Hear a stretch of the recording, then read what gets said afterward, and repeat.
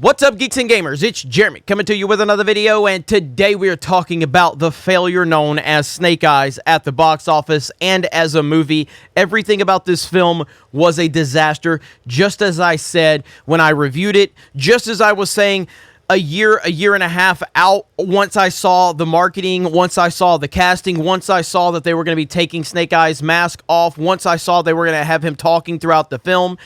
It's not a G.I. Joe movie. It's not a Snake Eyes movie.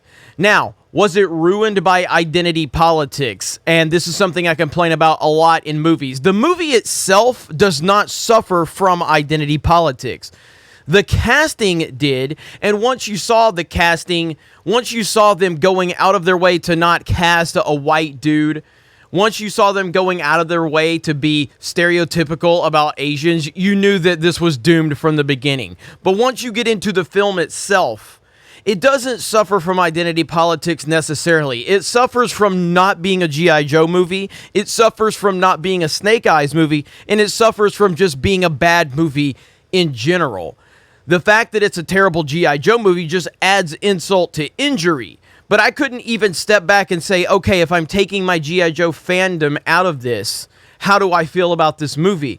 It's still a bad movie. It's a horrific G.I. Joe movie because, again, like I said, it's not really a G.I. Joe movie. But to see this crash and burn brings me great joy. It brings me great joy because this does not represent Snake Eyes. And as I said, as someone who is such a big G.I. Joe fan, and I'm not a big fan of the two live-action G.I. Joe movies, those movies are significantly better than this Snake Eyes movie in every way, shape, or form. And again, to even say something positive about those movies speaks more about how bad this movie was than how those movies are actually perceived. Because as bad as they are, and they are horrible, at least the Snake Eyes Storm Shadow dynamic is really good. Significantly better than what we saw in this solo Snake Eyes or Fake Eyes movie. And as I was watching the Snake Eyes movie, all I was thinking about was how much I appreciated the live action adaptations that we've already gotten that I hated so bad. That's how bad this movie was. And I don't think, I mean, again, I would have to see the numbers. I mean, if G.I. Joe Snake Eyes flopped this bad, then it just, I don't think we're going to get future installments of this universe that they're trying to create. And I think that's hilarious because we didn't need future installments. I mean, right here it says that Snake Eyes bombs with 13.4 million as audiences show no interest in new G.I. Joe films. I don't know if that's the case. Now, let me qualify. I don't think there's this massive love or massive following for G.I. Joe. I think G.I. Joe has a decent following and a decent fan base. I'm not oblivious to the fact that it's not a massive property that's just going to bring hundreds of millions of dollars into the box office just on name alone. But there is a solid foundation there. But there's also a good movie to be made, and there's a good story to be told with Snake Eyes and the bigger G.I. Joe universe. There is a good story there because this is a fantastic character. A very, very interesting yet mysterious character, and there's a lot you can do with that character if you're there to tell the right story for the right reasons. Unfortunately, they were doing everything they could to move away from this character, and now they are left with nothing because this movie's probably going to lose money, meaning they're not going to make a follow-up, meaning they're not going to make a sequel, and that's what you get. You get what you deserve. You get exactly what you deserve. So I don't think that Snake Eyes is just going to bring in hundreds of millions of dollars if you at least just make a Snake Eyes movie and make it, represent G.I. Joe properly. I don't think that that's the case. I think that there's a good movie that you can make and a good story to be told if you put the right pieces in place and if you at least have the right idea building that foundation with what that character is and has been for so many years. There's a reason people love Snake Eyes. There's a reason he's the most popular G.I. Joe character ever. There's a reason that he has that following. And you actively moved away from every single aspect of that Because why? Because you're not really interested in honoring the properties that you're trying to get involved with. You just want to use that brand recognition and that name recognition to try to pull people in, and then you want to try to build it into whatever you want to build it to. We're seeing the same thing with Masters of the Universe right now with Kevin Smith, and Kevin Smith wants to sit there and take something that has brand recognition, but then he wants to complain when there's expectations that follow that. And that's just not how it works. You want the platform it has, but you don't want to deal with the pressure that comes along with that platform. You can't have both.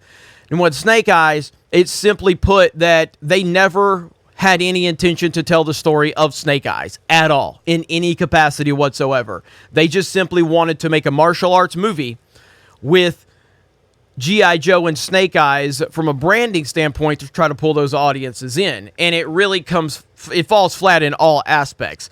As a G.I. Joe movie, it's a complete failure in every single way. And then just as a generic martial arts movie, it's still not good either, because you don't really show a lot of good fight scenes, and you have a lot of shaky cam garbage into it. And so you just have a recipe for disaster, and that's why you've got a complete disaster on your opening weekend. Now let's talk about Space Jam 2, because Space Jam 2 has plummeted 69%. What does that tell us? That tells us that audiences didn't like what they went to see. Initially, they went out there and they gave it a nice bump. LeBron James taunted everyone, saying, look at this, look, my haters, look at all the money I've made. But now here we are, where it's dropped 70%, 69, 70% in week 2, meaning audiences didn't like what they see and they did not follow up, meaning word of mouth was bad, meaning people don't like you, LeBron James. So LeBron James once again gets what he deserves. Now, I haven't seen M. Night Shyamalan's movie Old. I'm not a big fan of Shyamalan. That's not to say I'm a hater like a lot of people are. I appreciate the fact that he is unorthodox with his, storytelling. A lot of times it falls completely flat, and some of his movies are downright awful. Others have a level of intrigue that surrounds them, but most of them don't actually deliver. But I do appreciate that at least that he's trying to do something different, and that's something that at least I can appreciate. I don't know if I'll check Old out. I guess I've heard mixed things about it, but again, that's kind of par for the course for M. Night Shyamalan. So maybe we'll check that out. But other than that, that's kind of the end of the video in terms of talking about the box office. G.I. Joe fails because it was not about G.I. Joe or Snake Eyes. I don't think you're going to get future installments now. So there you go. For all the people that were saying, oh, I can't wait to see more Henry Golding, and then you need to take his mask off because he's Henry Golding. Well, you're not going to see any more Henry Golding in the role of Snake Eyes now, because they decided that they wanted to disrespect G.I. Joe and disrespect martial arts movies in general and disrespect pretty much everyone involved. The movie is just not good at all. You guys have a great day. Thank you very much for checking out this video. Thank you for following us here on Geeks and Gamers. We have so many channels connected to Geeks and Gamers. We have like 7 channels. We have a Twitch channel. We have a website. You can check us out over on geeksandgamers.com. We appreciate that. So much to talk about in the future. So all of your support is appreciated. Have a great day, and we'll talk to you later.